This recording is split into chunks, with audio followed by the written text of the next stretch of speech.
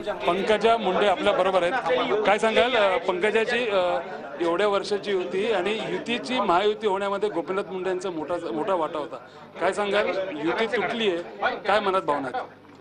वाईट वाटतंय, खूप मनापासून वाईट वाटतंय। मी लहानाची मोठी झाले, युती हे परिवार बघत आणि युती हा परिवार एक परिवार तुटल्यावर जसं वाटतं तसंच आम्हा सर्वांना वाटतंय। पण आमच्याकडे आता पर्यायाने आमच्या या परिवारात अनेक घटक अजून आलेले आहेत आणि ते आमच्यावर अवलंबून आहेत आणि त्यांना न्याय देण्यासाठी आणि आमच्या कार्यकर्त्यांना योग्य वेळ देण्यासाठी आम्हाला हे करणं भाग आहे। उद्या आणि परवा 2च दिवस आमच्याकडे उरलेले आहेत, त्यामुळे हा निर्णय घेतला गेला। युतीमुळे युती तुटल्यामुळे किती नुकसान होईल असं तुम्हाला वाटतं येणाऱ्या निवडणुकांमध्ये?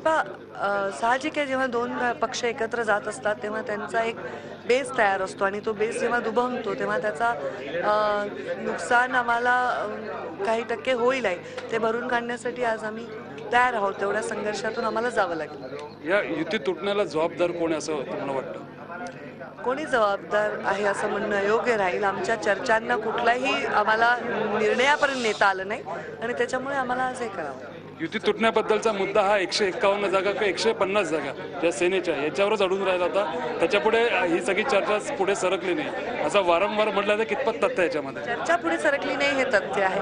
आम्हाला घटक पक्षांना योग्य तो न्याय देण्याची आवश्यकता होती, त्यांना सोडून युतीमध्ये आपण राहणं हे पण बरोबर वाटत नव्हतं आणि त्यामुळे चर्चा पुढे सरकली नाही हा एकमेव मुद्दा आहे। शिवसेना किती अडून राहिली असं तुम्हाला वाटतं?